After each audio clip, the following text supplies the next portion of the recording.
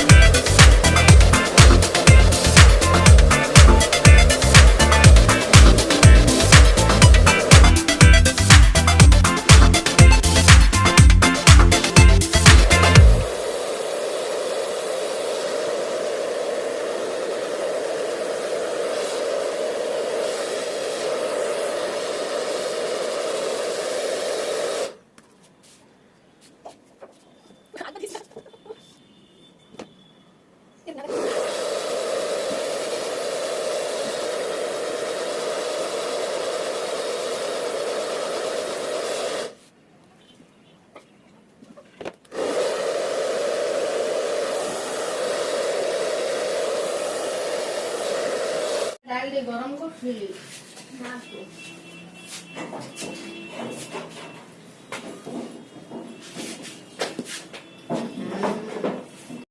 अगर आपको मेरा वीडियो हेल्पफुल लगे तो प्लीज़ मेक श्योर मेरे चैनल को सब्सक्राइब कर दीजिए, लाइक कीजिए और शेयर कीजिए और कमेंट करना बिल्कुल ना भूलिए। Thank you.